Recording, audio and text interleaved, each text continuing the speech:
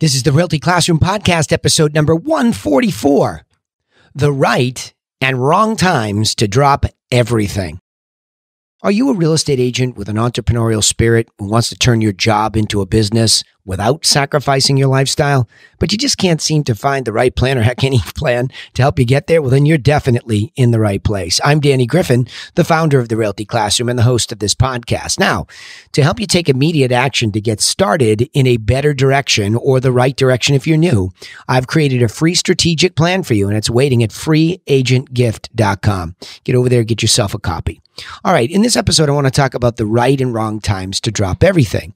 And this episode comes out of a conversation that I just had, in fact, this morning with one of my agents at the Griffin Realty Group, my brokerage, where we were talking about, she was having a laugh with me about being in the thick of, it was a busy week for her. She's new, but very good. And she was doing 2 deals in a week. One was closing, and it was very difficult. She did a fabulous job navigating. And then she had a new one go under agreement, and there was a lot going on. So in one of them, the other agent wasn't able to, for some reason, write up the offer themselves. So he asked if she could do it. Well, here she was telling me she was out with some friends, and she grabbed her laptop out of the car. And while they were out having a drink, opens up the laptop on the table and starts knocking this thing out. Makes for a funny story. I get it. But I said to her, look, here's the deal. Your life matters most. You can hear it in the intro to every one of these podcast episodes. Do you want to do this without sacrificing your lifestyle? I mean, your personal life, the lifestyle that you lead with your friends, your family. And if you like to be alone, just that. I mean, what are you doing? I mean, I have bird watchers walking up and down the street, walking the beach. I mean, whatever it is, that's your lifestyle. That's your life. And that matters most to you. And that matters most to me. That when I give you all these strategic tips, it's so that you can have a better life and be successful in this business. And I know there are a lot of people that tell you, oh, you're not all in. You know, you'll never be great at this business if you're not all in, and you got to quit your day job. I don't agree with that at all. In fact, I think it's really hazardous advice. And I think it's why so many people turn over quickly in this business and say a sad line, something like, it wasn't for me. No, that's not right. You just didn't get good advice, most of you. And so you need good advice. And I'm not sitting here patting myself on the back. I'm just saying, whether it's me or somebody else, you must understand how a systematic approach to business is the right one. Think McDonald's. So your life matters most, but yet there is a sense of urgency. That's the next point here. In our business, especially in a hot market like we have, there is a need for urgency. I mean, if you're running around with a buyer and they like a property and there's competition, you must move swiftly. So I would say that be cognizant of the environment within which you're operating and always be ready to write up your offer. If you have it all digitally ready, your car, I mean, again, if you're in the city, your backpack, wherever, you need to be able to sit down and digitally write up an offer. I understand that. Because if you don't present it, you don't get it in a timely fashion, maybe your buyer does miss out and then you haven't served properly. So there are moments like that. No doubt about it. There are moments like that in my own team. I talk to my client care manager, Laura, all the time. I said, look, when I tell you that somebody just called me and they need something quickly, if we don't go and take care of that quickly, they're gone to somebody else's business. So there are these moments for urgency. And in a lot of cases, you can put a bookmark on it too. Let me explain what that means. Let's just say that somebody were to call up Jen on her sign and she's just on the way out to dinner. Well, just put a bookmark on it. Say, wonderful, got your message. I'm very interested in helping you. I'm on my way out to dinner, but I have made a note of your name and number. When I'm home later, let me get back into the MLS and let me get you set up for certain things that I'll send you. Would that be okay?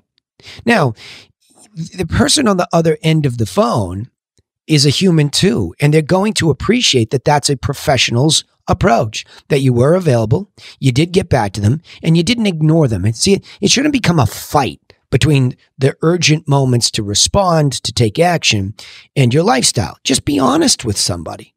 And look, if they can't respect you and respect your time, then there's a high probability it's not your avatar or your ideal client.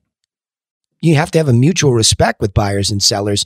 It has to go two ways. They need to respect you. So what you're doing is you're professionalizing that relationship in those moments. Now, again, the caveat being, if you're in a smoking white hot marketplace and you have a buyer, you're probably going to have to drop everything to take care of that moment in time. But I don't suggest you're doing it out at dinner. You leave and you come back once it's done, right? So that's the type of thing. Or you don't talk in front of people at the table for hours on end. You can just put a quick text, say, excuse me, I just have to let these people know that I'll be back to them in an hour. And if they don't say it's okay, I'm going to have to excuse myself, go outside. I'm going to have to leave the party for a little bit, whatever it might be. Right? So there is that need for urgency, but it can be handled with a bookmark. I'll be back to you at a certain point in time, just like you would put a bookmark inside your book that you're reading, right? That's all you do.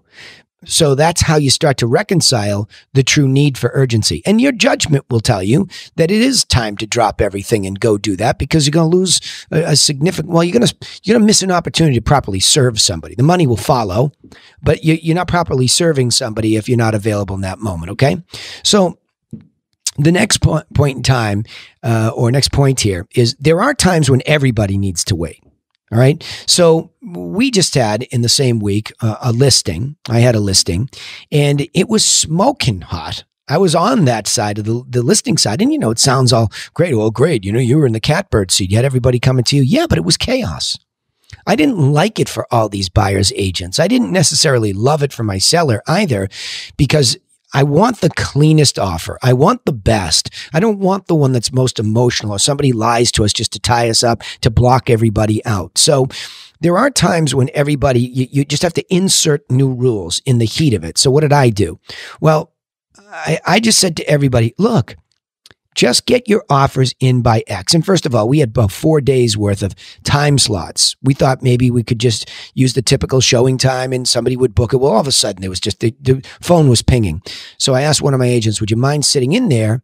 And it was the middle of the week, Wednesday, Thursday, like an open house. She said, sure. And she went down above and beyond, 1 o'clock to 4 o'clock or 1 o'clock to 5 o'clock, whatever she did each day. And so we went back to showing time and we said, look, no more one-on-one showings. The house will be open these hours. You come, you submit your offer, and that's the way it goes. And that's telling everybody, wait, and there's some people that got ornery with me and I got a couple nasty grams and stuff like that. And I don't care. I'm a professional. You can get upset, but I'm going to give everybody a fair shake. And these are the new rules of the game because it's out of control. And I'm a leader and my seller hired me to be a leader. So everybody's going to have to wait and you're going to have to go through the process the way that the process has just been adjusted. And that's just the way it is. So we're not going to drop everything in that moment to run down because some agent has somebody that can't make the time slots. We'll make it so that person could do a virtual tour during the open slots, or maybe we can get to the other side of it. But it's just one of those moments where, and if you can't just wait and play by the new rules of the game, then this isn't going to be the house for you. And that's just the sad, tough fact of a market like this. So those are things where, you see back and forth. There's appropriate ways to say, I have to drop everything. I have to go write this up or I'm going to lose this buyer. And in that case, Jen was probably right to do it. Just wasn't the right time to do it. Because that hurts relationships with, her husband and her friends. And you don't want that to be. You don't want that. You don't want that moment. I'm very, very adamant about protecting that moment for my agents and saying, look, you can still do it, but here's how. Right? So how do you get out of all this dilemma? What's the best thing? So as we continued to talk this morning, what I talked about was sticking to a systematic approach and how that will eliminate this sense of scarcity.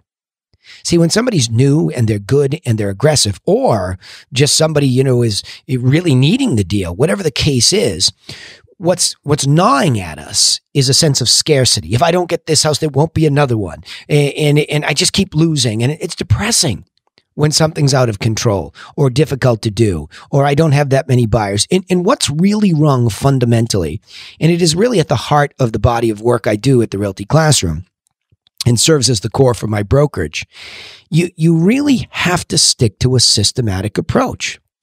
And so let's go back to this anecdote with Jen's business. What I said is, look, over time, because now she wants to do the next part of it. She asked me about marketing. Okay, well, great. We got through all those pieces of it. And the one that just sold, we went back to that. And so I went through a very simple but methodical way for her to celebrate the success of that property.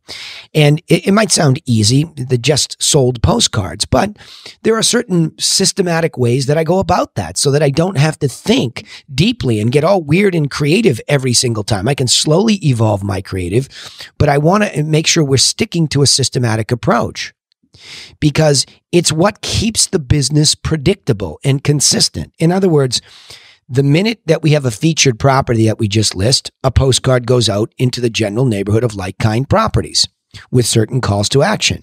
Once it's sold, a similar card goes out to celebrate that. I call that success marketing. Success listing, success sale. That's the way it goes out the door. But it's very clear as to what the formula is each time. It's very clear to what technology we use. We use an online technology company that you can use one of their templates very easily. You can upload the pictures. The call to action's already sitting there in a template. I choose a certain area and I don't overthink that, and out it goes. Boom, boom, boom. Then over on the website, the status is changed. The syndication happens out to Facebook, LinkedIn, Twitter, and then manually posted to Instagram. Every time the same thing. So that there's no like major sense of, oh my gosh, I'm all over the place. And that's what's causing that angst. And so those are the times where you just have to wait, just slow down. In those moments, it's not like you rush and I got to post it here and I got to post. Well, then all of a sudden you're wildly posting things all over social media and you don't even know why you're doing it. And that led to the next point. I said, remember why we're doing any of this, because you're trying to provoke more conversations around the sales there. It's always wonderful to get a listing because you can work that listing into buyer business. You can work that listing into other sellers in the area. That's your retail storefront that you parlay into more business. But if you're not thinking systematically, you can't do it each time. And then a lot of you would just sell a house and that's it. Off you go into oblivion and you have to start all over again.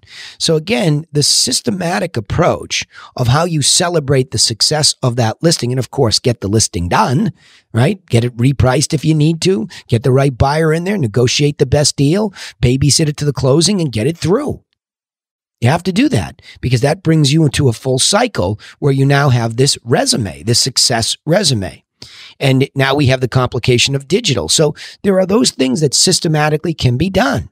And even if you're super busy, all of a sudden you're managing time. See, I get this question all the time about time management, all the time. Over the years, it's always constantly been, how do you manage time? Time management. It always came up as the biggest problem, but I'm giving you real practical things that I do to save me time and to give me more leverage than you might be getting by doing it haphazardly. Look, for a lot of you young agents out there, I'm all over social media. I was early on Clubhouse and I'm watching it. I remember when Snapchat came out, everybody said Snapchat for real estate. I looked at it in 3 seconds. I'm like, no way. My avatar is not here. My ideal client isn't going to be on this platform. This is for my kids to communicate, right? And that's it. So I made a decision not to do it. So you see, you don't drop everything that's working and just go run over to all the new stuff. You see what I mean? There's another example of don't drop everything for the next social platform. You really, really need to drop everything when it's communication with a real avatar who wants a real answer in real time or needs to take a real action. See the difference? Let's summarize it that way just briefly before I summarize the whole podcast. You see, the most important part of our business in the real estate agency business is still the communication with the other human being who's going through one of the biggest financial and emotional transactions they'll ever make in a lifetime. So yes, communication with them is urgency, even if it's a bookmark. Got your message. Out to dinner with my family. I will call you at 8 a.m. Thanks. It's the recognition. So it's okay to drop things, but you're not dropping a major thing unless, of course, it really requires that, like writing up an offer. If it's not in, too bad. That happened to me the other day on that big deal. We told everybody got to have stuff in by 4 o'clock. Seller had already accepted an offer by 5 o'clock and an offer comes in at 9:15. That's the wrong time to wait. See what I mean? So you have to be judicious in these moments and understand. But if it's human communication or a real sense of deadline, then you have to pay attention to that. Drop everything else for the moment, either bookmark it or get it done. But don't drop it when you're building out these other things that must get done. But just because you forgot to do it, it doesn't create that sense of urgency where, I can't go out tonight. I've got to go do my success marketing. No, not right. All right, let me go back and talk about this. And again, I hope that anecdote was helpful. Sometimes it's difficult to just go into these subjects without giving you specifics. I mean, this is the real stuff. You know me, I do this. I'm telling you about one of my listings. I'm telling you about one of my agents. This is real this week for both of us. How do we handle these urgency moments? So let me go back and say it this way. The subject is the right and wrong times to drop everything. A little bit of an exaggeration, but you get the point. Remember first that the benchmark is your life matters more than any deal. Especially if you're involved with family, friends that are very intimately involved in your life. You don't just ignore them for your business unless it's a true sense of urgency, which is the second point. There is a need for urgency when it comes to real-time communication where there are deadlines and somebody really needs an answer or you're going to lose the business. However, there are many times, I should say, when everybody just needs to wait. And as long as you can define those parameters with a sense of fairness and equality so that everybody gets a chance to play the game, then tell everybody to wait. I did it this week. Then lastly, the way out of all of this chaos is by sticking to a systematic approach, because that will eliminate the sense of scarcity over time, because you are repeating behaviors and you know that sometimes even when you lose, you're not like desperate, right? You know more business is coming because you're organized. I'll summarize it this way, this statement, okay? Whether you're a new agent or a veteran of the real estate agent business, it's easy to fall prey to the sense of scarcity and loss. While there are many times when you must act quickly to protect a fleeting opportunity, most of the time you can control the process through a systematic approach and stop surrendering your personal life to the business. All right, now remember, you can take immediate action and get started in the right direction with a copy of our free agent plan that's waiting for you at freeagentgift.com, freeagentgift.com. I'm just going to keep this mission. I just hope more and more people will listen to me and maybe somebody will share this with somebody and they'll get strategic. I just wish I knew what I know today 21 years ago when I started. I did it the hard way. You don't have to. Also, don't forget you can subscribe to this podcast on iTunes, Spotify, or wherever you listen. We'd also appreciate it if you would comment on our posts so we know what you're thinking. And we can help you more if you actually engage us. I know most of you are going to just sit in the bleachers and listen, and maybe I'm intimidating, but hopefully what I say you can implement. These are actionable items each week. Thanks for listening, but remember, you know how I sign off. Nobody's coming for you. Nobody. So go get to work on your own business, and I will see you in the next episode to help you do just that. Thanks again.